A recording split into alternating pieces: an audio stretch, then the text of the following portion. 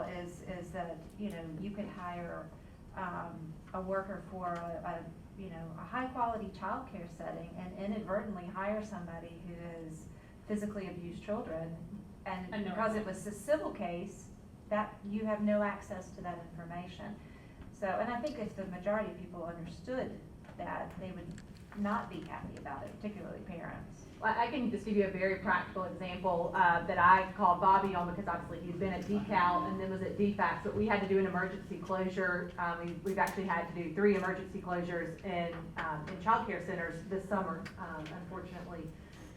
And the legislature, those who are here, recently passed legislation allowing us to do that when there was a concern regarding child safety, and it's when we've had a child death or a child who was seriously injured.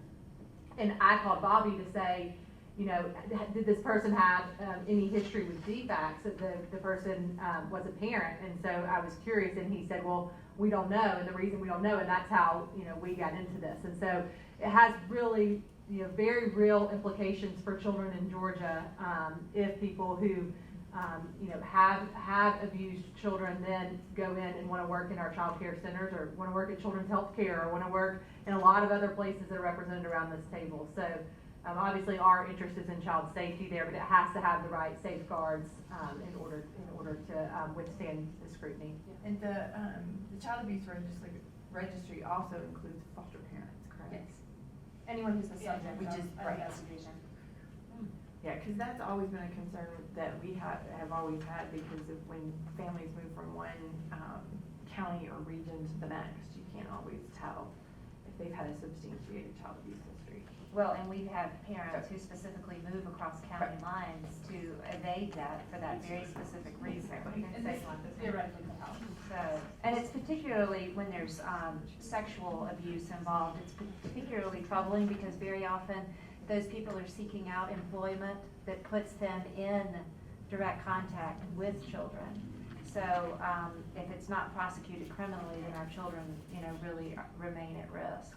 Would this registry also be available, would it include the children to try to keep them safer? Because I know in the hospital, if we knew, I mean, these kids come to our emergency rooms, they come to our urgent care, and if we knew they were in DFACS custody, that would be very helpful for the workers, the healthcare workers that are taking care of them. And we're very accustomed to dealing with, you know, highly sensitive information. But I think you have schools and you have doctors and you have hospitals that see these kids routinely, yet there's no information that's passing where you can have more of a community trying to surround these kids and keep them safe, as opposed to, you know, it solely falls on one agency. And there are a lot of people that care a lot about these children. So if that could be another thing, that with, you know, appropriate protections, that healthcare workers, and I think their teachers as well. That's one of the issues that it was part of the challenge it was that there, in the statute previously, the prior statute, it specified entities that could have access to it, and the insinuation from the court's opinion is that it was maybe too broad, or that, so either you need to narrow that group of people who could have access to it, or heighten the penalties for improper disclosure of confidential information. And so there's kind of a balance there. And I know Bobby has the information to share with us, but was confidentiality addressed by the work that you've done? Have you looked into the because that's different than constitutional rights. Have you looked at confidentiality in conjunction with release of any of this information yet? In terms of the actual registry? Yes. Only to note as far as what I just said, which is that the part of the challenge that the court was, and part that the court was dissatisfied with, was this, and it's kind of this balance between either there were too much allowance for public access, if you will, and or it wasn't coupled with significant enough penalties for improper disclosure. So either you can let those people have access, but make sure that they know that there's a severe consequence for improper disclosure, or you need to narrow the field of people who can have access. Thank you. And remember, all healthcare workers are subject to HIPAA, and so that's pretty significant in itself. And some of that has changed over time since 1998 when the statute was struck down. So there are new considerations about a lot of these aspects.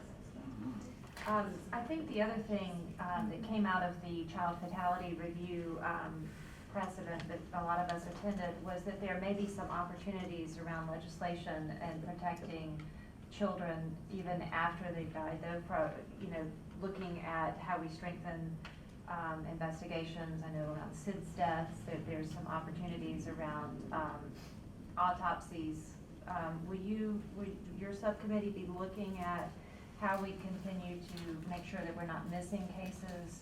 Well, we have to. Okay.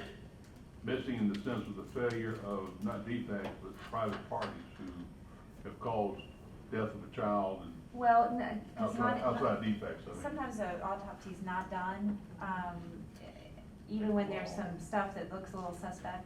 And so that would involve the GBI, but. Using the law, it's a general statement, but using the law, if there's a mysterious cause of death or doctor's not gonna sign off a certificate, it's gonna be an autopsy, you know.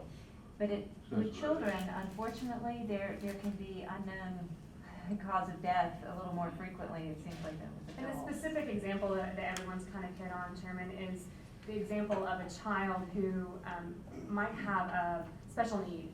They go home from the hospital and they've got a medical need, so they're on a feeding tube, for example. And the parent lacks the motivation, skill, attention, wherewithal, whatever that is, to make sure that that child has a clean feeding tube all the time. And the child ultimately dies as a result of that. The coroner is gonna determine that to be a medical death and not do an autopsy. Not a negligence death. And from this, the sort of eyes of the child welfare community, that has hints of neglect in there. Gotcha. Are there any other thoughts and comments for Representative Willard?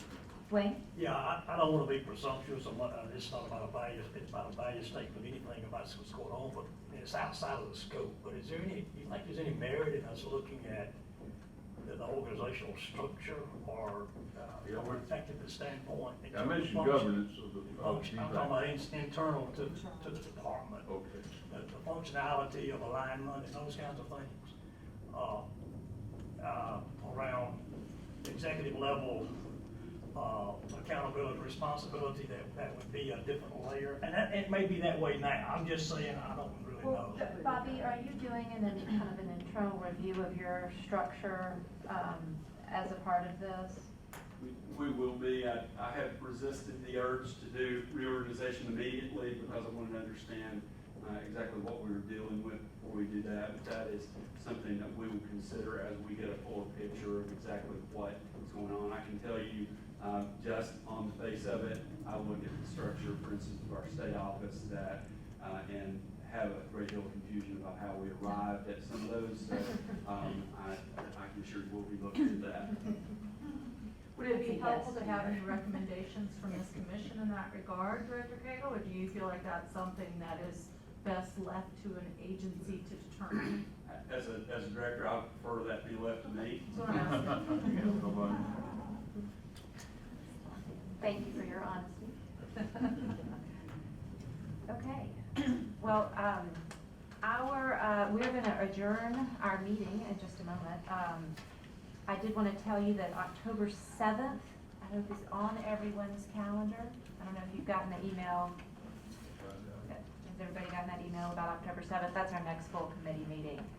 And the meeting is here again? And we'll do parking passes again. And hopefully that worked well for everyone. Did anybody have any difficulties? Okay, so October 7th is on your calendar. Please get to your subcommittee meetings if you've not been able to. Because the next full committee meeting that we will be having reports from your subcommittees on recommendations. So you've got a little less than a month to get a lot of work done. Any thoughts, comments before we adjourn the meeting? Well, thank you all for being here today, and we'll look forward to seeing you back on October the 7th.